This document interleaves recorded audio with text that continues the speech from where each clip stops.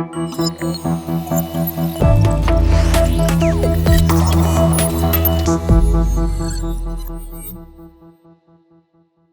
connaissez déjà les architectures traditionnelles, mais connaissez-vous l'hyperconvergence?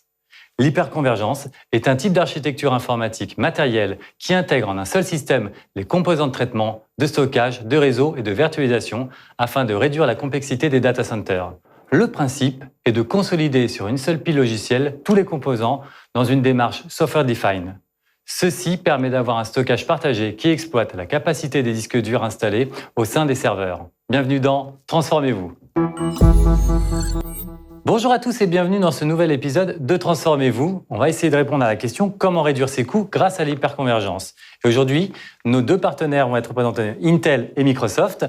Commençons par vous pour Microsoft, Jonathan Dos Santos, Architect Solutions. C'est ça. Je vous invite à retirer vos masques d'ailleurs tous les deux, parce qu'on a respecté les gestes barrières et on a 1 mètre de distance. Et vous, Donovan Caron, vous êtes aussi Solution Architect chez CC et vous êtes ambassadeur de la marque Intel. Exactement. Bonjour. Bienvenue à tous les deux. Merci de nous accueillir. Alors, qu'est-ce que vous avez pensé de ma définition de l'hyperconvergence? Est-ce que j'ai été juste? Alors, tu as été précis, mais je pense que la chose à faire, c'est de pouvoir simplifier pour tout le monde, pour qu'on puisse tous comprendre. En réalité, parce que malgré tout, les termes sont un peu complexes. C'est pas... Et justement, pour que tout le monde puisse comprendre, je pense que il est important qu'on puisse simplifier les choses de telle façon à ce qu'une personne lambda puisse comprendre, même s'il y a des termes informatiques dedans. Oui. Donc, en soi, pour comprendre l'hyperconvergence, c'est important de comprendre ce qu'on avait avant. Donc, notamment les anciennes architectures, ou ce qu'on a en temps normal aujourd'hui chez plusieurs clients, c'est-à-dire une infrastructure avec un cluster de virtualisation, donc de la virtualisation, du stockage et du network. Ça fonctionne comment? J'ai une tablette qui va pouvoir... Vous allez faire un petit dessin, là, je le sens. Je suis très fort en dessin. Donc, en soi, ici, il faut se dire que auparavant, donc dans une architecture lambda, on va retrouver un cluster de virtualisation. On utilise le terme cluster. Oui, c'est l'ensemble de plusieurs serveurs qui permet justement de pouvoir travailler ensemble. C'est comme une équipe, une équipe tous ensemble. Si jamais vous avez quelqu'un qui est malade, on sait que les autres pourront reprendre la charge de travail. Donc là, c'est pareil. Pour un cluster de virtualisation, si jamais on a un serveur qui tombe en panne, l'autre pourra reprendre la relève. Donc, de 2, on peut aller jusqu'à 16. Mais là, pour repartir du point concret, c'est-à-dire une infrastructure traditionnelle, on va se retrouver avec un cluster de virtualisation de 2, 3, 16 serveurs. On va avoir une partie stockage qui va être remplacée par des baies de stockage, en soi, des baies de stockage intelligentes.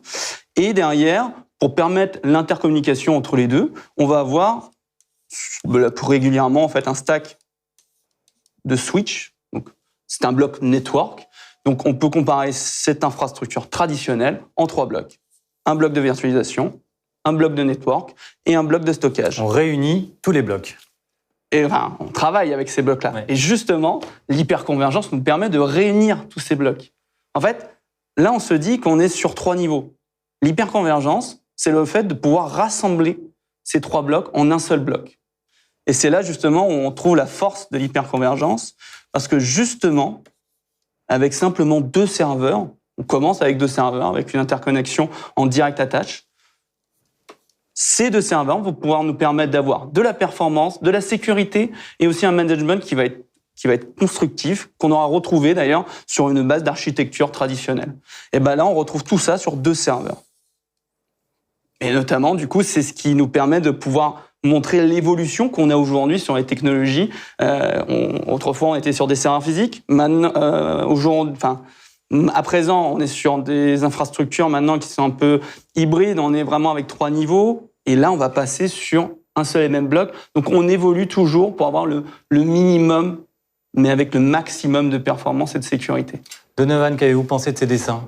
Ils sont très bien. Ils sont très représentatifs, en effet, de l'idée d'hyperconvergence. On voit bien tout de suite le gros point positif qui est au lieu d'avoir différents blocs et d'avoir plusieurs personnes qui doivent gérer ces différents blocs, on peut se retrouver avec une seule personne qui pourrait gérer l'intégralité, parce que forcément, avant, il fallait manager d'une part les serveurs, d'une part le réseau, d'une part le stockage.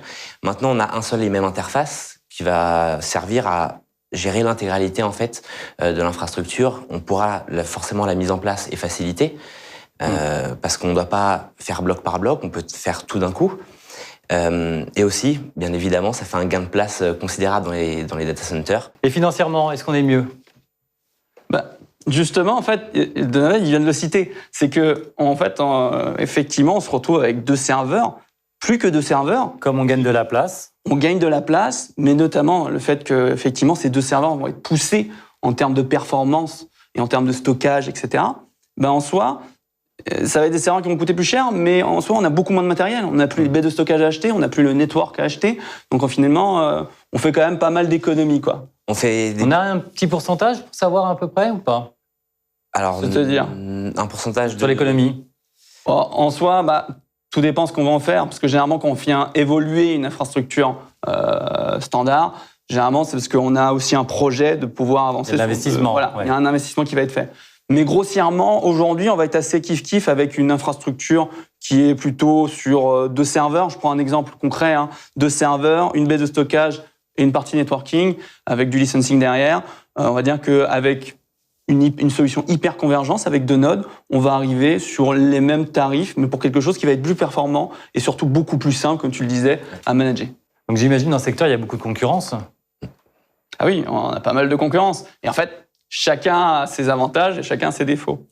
Mais en soi, ici, il faut comprendre une chose, c'est que l'hyperconvergence, de toute façon, quoi qu'il arrive, on aura toujours besoin des mêmes licences en soi. On aura toujours besoin, par exemple, que nos machines virtuelles, qui sont en généralité, tu me dis si je me trompe, en Windows Server, d'accord, aient cette licence pour pouvoir fonctionner sur cette solution. C'est quoi votre plus alors à vous? C'est un gros avantage qu'on a, surtout quand on parle d'économie. Avec les temps actuels, ça a quand même un sacré bénéfice. C'est-à-dire que sur nos solutions standards qu'on retrouvait avec 3 niveaux, donc un bloc de virtualisation, un bloc de stockage et un bloc de networking pour regrouper les 2, en fin de compte, derrière, pour pouvoir permettre à ces machines virtuelles de fonctionner, il nous fallait quand même le licensing Windows Server. Donc, on peut être sur du standard, mais dès lors qu'on approche et qu'on rentre dans un cluster, il faut plutôt être sur du data center. Et une solution d'hyperconvergence qui va être apportée par rapport à d'autres concurrents, on va avoir VMware, Nutanix, pour pas tous les citer, sinon j'aurais pas fini. Mais en soi, il faut bien comprendre que pour des solutions concurrentes, on va avoir un licensing qui va devoir être acquis pour pouvoir faire fonctionner cette solution d'HCI sur son infrastructure. En soi, avec Data Center nous permet déjà de faire de l'Azure Stack HCI, qui est la solution d'hyperconvergence par Microsoft. Et en soi, Data Center nous permet de faire fonctionner déjà nos machines virtuelles qui sont à l'intérieur de cette solution. Mais il ne faut pas oublier que pour les solutions concurrentes, malheureusement, il faut acquérir la licence pour l'hyperconvergence et aussi avoir la licence Windows Server Data Center qui nous permettra de faire fonctionner. Donc, content de passer directement par vous. Exactement. Ça retire vraiment un achat de licence qui est souvent la partie la plus chère en fait dans l'hyperconvergence.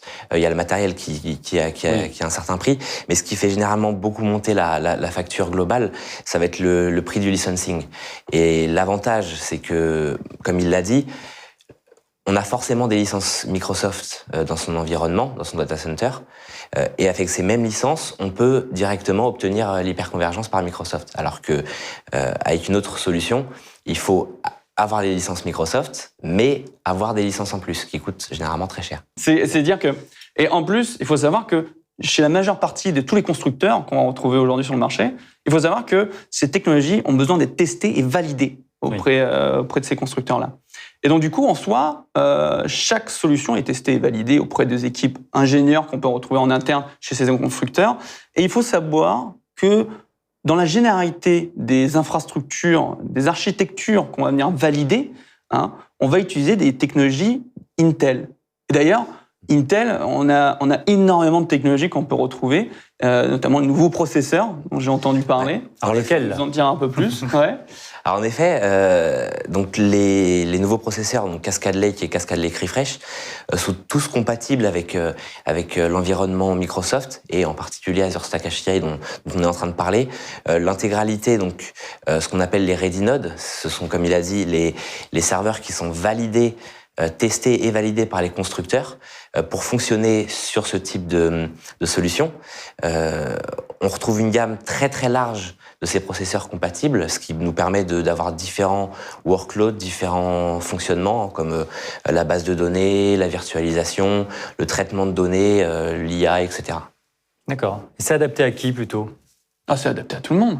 Avec ça, on va pouvoir retrouver ces nouvelles technologies. Il faut savoir que, quoi qu'il arrive, il faut qu'on arrive à faire un mariage de quelque chose qui n'était pas forcément possible auparavant. C'est de se dire ça a combien de temps, dans l'idée? L'hyperconvergence? Ouais. C'est arrivé avec Windows Server 2016, donc ça va avoir quelques années déjà. Mais c'est même apparu avec Windows Server 2012 pour ceux qui connaissent très bien la chose, avec Storage Space notamment. Mais c'est vraiment d'actualité depuis 2-3 ans où on commence vraiment à parler d'hyperconvergence. Donc c'est pour toutes les entreprises? Ah ben oui, justement. Parce que je voulais en venir, c'est qu'on essaye depuis des années d'additionner les performances et l'économie. C'est un mariage qui fonctionne pas souvent. Aujourd'hui, avec l'hyperconvergence, on y arrive. On y arrive, notamment parce qu'on a un point crucial sur ce genre de solution d'hyperconvergence, c'est le cache. En fait, on essaye, pour ne pas avoir à acheter une quantité de disques durs ultra rapide et ultra sécurisés, on essaye de faire un minimum, un entre-deux. C'est-à-dire que le cache, dans une solution d'hyperconvergence, va être la clé de voûte qui fera fonctionner et qui nous permettra de performer notre infrastructure. Et ça, en soi, c'est apporté avec des disques qui vont être performants avec une nouvelle technologie. Et les nouvelles technologies, chez Intel par exemple, avec les technologies Octane, en sachant que, attention, j'ai beaucoup de personnes d'ailleurs qui me disent « Ouais, mais Octane, c'est des disques durs SSD. » Mais pas que. En fait, pas que, effectivement. Et toi, Donald, tu pourrais nous en dire un peu plus? En effet, alors il y a des nouvelles technologies comme tu as pu le dire côté Intel qui s'appellent donc Optane Persistent Memory et Optane SSD. Donc pour expliquer un petit peu les deux technologies, la première donc Intel Optane Persistent Memory, l'idée c'est une mémoire non volatile qui se met dans les mêmes emplacements que la mémoire, que la RAM dans les serveurs. La grosse différence, c'est que on va avoir un traitement des données à très très faible latence et ces données peuvent être même stockées à l'intérieur de cette mémoire. En plus de ça, donc pour la partie Optane SSD, le gros avantage premier, on parle d'endurance, donc qui est un point crucial dans le caching, parce que le cache, il va recevoir toutes les données et il va devoir les traiter au fur et à mesure. Donc il faut que ce soit des disques qui soient très très longs sur la durée. Il faut pas qu'ils tombent en panne au bout de 1 an.